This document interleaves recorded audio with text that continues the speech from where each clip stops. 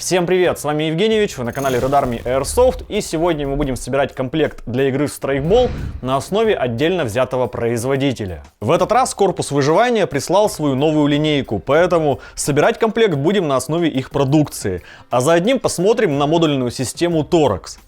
Генеральный спонсор канала — страйкбольный магазин Airsoft Rules. Спойлер, помимо обзора самого комплекта, в этом видео расскажу про несколько полезных фишек, а еще мы соберем страйкбольную аптечку. Комплект, который мы будем сегодня собирать, будет для смешанных полигонов и полигонов городского типа со зданиями. То есть это и не чистая эффективная CQB, и не сплошной лес. Формат игры будет от 8 часов, то есть это не скоротечные пострелушки, где можно воевать вообще в тренниках с 3 магазинами, распиханными по карманам. Строить комплект будем на основе модульной системы Torx. В 2021 году практически у всех известных производителей есть свой вариант модульной системы, из которой вы можете собрать себе броник так, как вам хочется, из модулей. И корпус выживания тут не исключение. В Torx вы можете выбрать переднюю и заднюю панель для бронеэлементов, камербанды, плечевые подушки, панели для разных типов подсумков и всякие дополнительные модули, например, защиту шеи, паха и так далее. Мы будем собирать умеренно легкий комплект, то есть, разумеется, для страйкбола, но с оглядкой, как это примерно делают военные, потому что мы собираем для военно-тактического формата, а не для пострелушек или спорта. Для пострелушек или спорта требования немножко другие, но об этом в другом видео. Переднюю и заднюю панель возьмем Torx стандарт. От Simplex стандартная панель отличается передним клапаном, который состоит из двух половинок. И чтобы надеть жилет, вам нужно будет отлепить только одну половинку. Еще совсем недавно в каталоге корпуса выживания появилась версия панелей с молли-минус и креплениями рог. Можно взять ее. Но у стандартной версии нет щелей в боковой проекции. Да и оригинальный рог, к сожалению, колется шарами. Максимальный размер плиты указан как 29 на 35 сантиметров, а значит сюда влезут фортовские плиты от гладиаторов вплоть до 3-го размера. За счет регулировки можно поставить плиты меньшего размера, например гранит или сапи размера М. У нас тут страйкбол, поэтому мы поставим макеты. Они придадут жилету нужную форму и при этом не дадут дополнительную нагрузку на позвоночник, как это происходит при использовании полновесных плит. К сожалению, каркаса или системы распределения веса у Torx нет, хотя, возможно, со временем производитель добавит такие модули. В этом и есть плюс модульной системы, ее можно расширять и дорабатывать. Внутренняя поверхность чехлов сделана из 3D-сетки толщиной 9 мм. Она мягко прилегает к телу и должна хорошо вентилироваться. Правда, на ней нет велкро для кап. Их и мягкие бронеэлементы производитель рекомендует размещать прямо внутри отсека для плиты. Эти бронеэлементы, кстати, есть в каталоге, но для наших целей они не нужны. На внешней стороне чехлов, разумеется, есть молли-ячейки, чтобы вы могли повешать на них нужные вам подсумки. Фастексы в верхней части нужны для того, чтобы сюда повесить плечевые лямки. Почему не прикрепить лямки сразу к панели для плиты? Ну, потому что они тоже съемные и могут быть разных типов. Сейчас они бывают двух типов. Лямки первого типа позволяют носить переднюю панель с плитой как нагрудник. Выглядит это примерно вот так. Для страйкбола такой способ ношения бесполезен. Не знаю, зачем такой вариант нужен военным, но могу предположить, что для того, чтобы носить СИБС во фронтальной проекции с рюкзаком в рейдовой работе. Но даже если так, то нагрузка будет распределяться не самым удачным образом. Кстати, можете написать свой вариант в комментариях, может быть я чего-то не понимаю и вы меня просветите. Лямки второго типа позволяют соединить между собой переднюю и заднюю панели, превратив конструкцию в полноценный бронежилет. Для установки продеваем вот этот конец в пряжки на задней панели и при помощи липучки регулируем длину. Затем вставляем фастекс в ответную часть на задней панели. Амортизирующие плечевые подушки лямок, кстати, тоже можно выбрать. Я выбрал вариант, который полностью обхватывает стропу, он большей площадью, да и края строп дополнительно смягчить никогда лишним не будет. С плечом взаимодействует отличная толстая 3D-сетка. А еще в эти подушки можно пропустить шланг от гидратора или ВВД-баллона, что для страйкбола может быть актуально. Поскольку у нас тут страйкбол, боковая защита нам не нужна, и можно облегчить конструкцию и получить дополнительную вентиляцию за счет скелетных камербандов. Для военных больше подойдет, разумеется, вариант с полным камербандом с отсеком под арамидные пакеты. Ставится камербанд стандартным способом. Открываем отсек задней панели и крепим стропы камербанда пластиковыми пряжками, параллельно подгоняя все это дело по размеру. Когда все настроите, клапан можно закрыть. Спереди камербанд крепится стандартным образом с помощью липучки под переднюю панель. Мы взяли стандартный вариант передней панели, поэтому тут клапан состоит из двух частей. А это значит, чтобы надеть или снять жилет, не нужно отлеплять клапан целиком. Можно отлепить только половинку.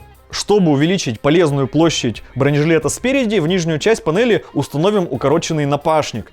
Его, кстати, тоже можно выбрать из нескольких вариантов. Нам он нужен не для защиты, как военным, а чтобы на него повесить утилитарку. Дело в том, что напашной сумки в каталоге корпуса мы не нашли, но это не страшно. С базой для подсумков мы разобрались, теперь можно размещать боекомплект. Самый полезный боец в страйкболе — это штурмовик-затейник с автоматом. Именно эти парни делают 90% работы, пока всякие снайпера и диверсанты снимают геймплей для ютубчиков.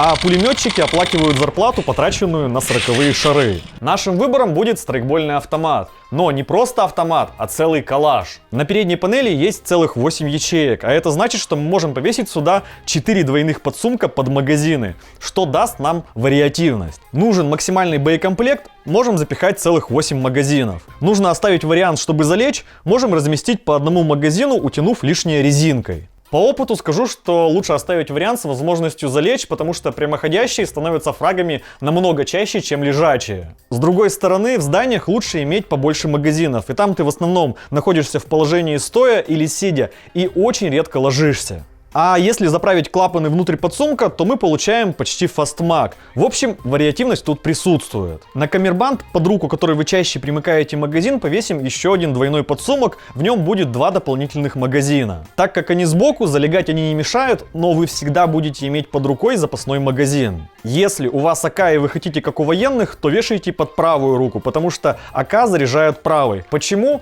Какой рукой заряжать? Я забыла, может, левой. Ты не будешь перезаряжать левой. Все хорошо. Ты не будешь оператором. Если вы уже привыкли к эмке или у вас АК, но вы просто правша страйкболист, то вешайте под левую руку. На грудь повесим утилитарный горизонтальный подсумок. Он будет изображать из себя расширенную админку, в которую со свистом влезает запасной аккум для рации, телефон с навигационной системой и другие мелочи, на которые вы бы не хотели упасть, но которые нужны в быстром доступе. На напашник мы повесим быстросъемную аптечку, которая будет второй утилитаркой. В нее мы положим шары, чтобы шары к шарам, запасной аккумулятор, мультитул и другие нужные мелочи. Внутренняя организация этой аптечки позволяет все это закрепить внутри подсумка по своим местам. Доступ ко всему можно получить, просто расстегнув молнию. А если очень нужно, мы можем просто оторвать подсумок и как следует в нем порыться.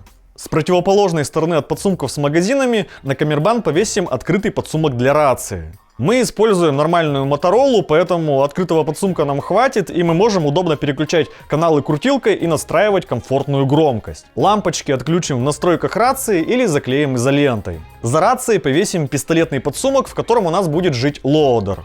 Остальное место на камербенде можно забить гранатными подсумками. Те, что ближе к спине, можно повесить вверх ногами, чтобы было удобнее доставать гранату. На больших играх нам нужен какой-никакой рюкзак, и у Торекс есть неплохое решение. Прямо на спинную панель ставим вот такие адаптеры с молнией. И уже на них крепим ранец Торекс с креплением на молниях. Это нам дает вариативность. Если мы работаем короткими вылазками от базы, то ранец можно быстро снять и оставить на базе. То же самое с транспортом. Если нужно, можно быстро снять и бросить в багажник или под сиденье. А если нужно в какую-никакую автономку или многочасовой рейд, быстро прицепили ранец на место и пошли. В ранце обычно таскают теплую куртку, воду, запас еды, дополнительные шары и запас гранат и дымов на себя и твоего сокомандника, который зажопил и не купил ничего из этого перед игрой. В таком виде можно смело ехать на 90% различных суточных игр на смешанных полигонах. Но если вы хотите расширить функционал, а за одним добавить 2-3 килограмма лишней снаряги, то можно добавить сюда боевой пояс. Мы взяли пояс Sherman, он, конечно, не супер легкий пистолетный пояс, но тоже имеет низкий профиль. К тому же у него эргономичный крой, за счет которого он отлично сидит. Под сильную руку повесим универсальную кобуру Delta, в которой мы будем носить пистолет и один запасной магазин к этому пистолету.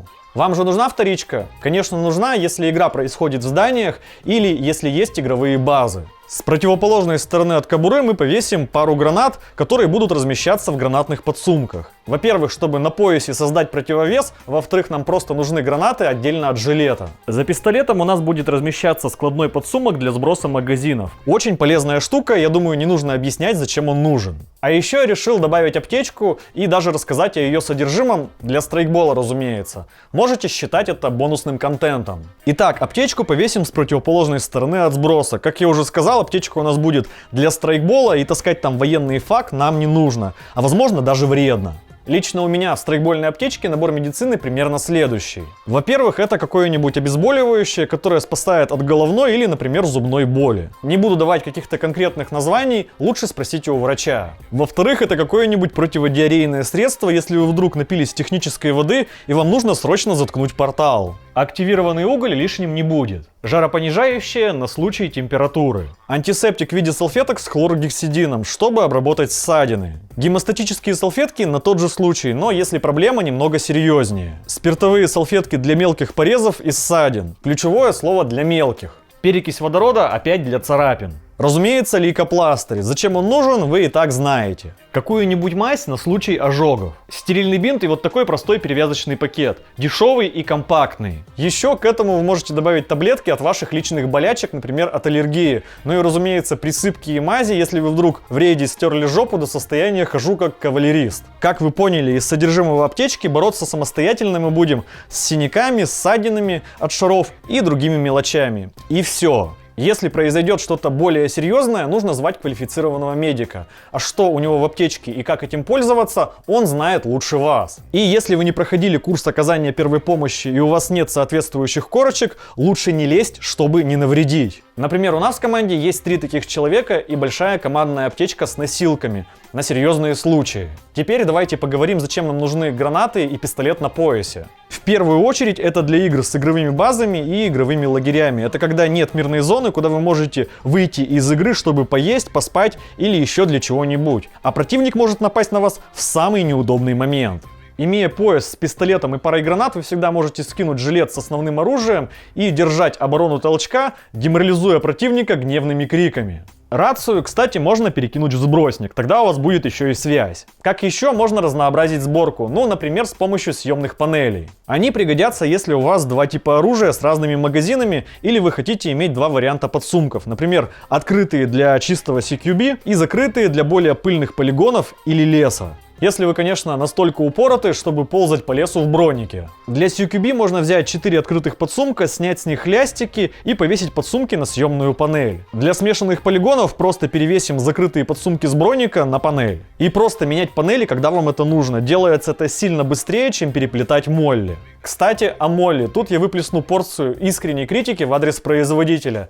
В 2021 году делать хлястики с креплением на кнопку очень и очень не круто. Помимо того, что это тупо неудобно и тратит кучу времени, это еще и ограничивает возможность в размещении подсумков, так как кнопка тут занимает целую ячейку. Вот вам конкретный пример, когда ячейки не совпали. Берем панель и быстрый подсумок. Из закрепления с кнопкой мы можем повесить подсумок, или закрепив его к панели только наполовину, или оставив в середине пробел из 2 ячеек, что снижает прочность крепления при боковых воздействиях. Если по-простому, кнопку проще отстегнуть, зацепившись боком. Похвалить корпус выживания тоже можно, как минимум за материалы. Тут все как обычно, без компромиссов. И судя по количеству бирок, даже к самому мелкому подсумку, они этим очень гордятся. Оригинальные молнии UKK, оригинальная кордура, оригинальная велкро, стропы с фирменной надписью Multicam, изготовленные по лицензии Cry Precision, прочные нейлоновые нитки Coats и американская 9-мм 3D-сетка. Это реально очень круто, и не все имеют возможность использовать такие материалы. Все элементы собранного нами комплекта вы можете найти в интернет-магазине корпуса выживания. А для тех, кто собрался что-то покупать, у меня есть хорошая новость. Если при покупке ввести промокод REDARMY, то вы получите 15% скидку на всю продукцию. Скидка действует в течение 2 недель с момента выхода этого видео. А у меня на этом все. Как всегда, предлагаю обсуждать видео в комментариях, потому что ваша активность помогает продвигать канал, ставить ваши уверенные пальцы вверх. Ну, потому что я старался. С вами был Евгеньевич. До скорого!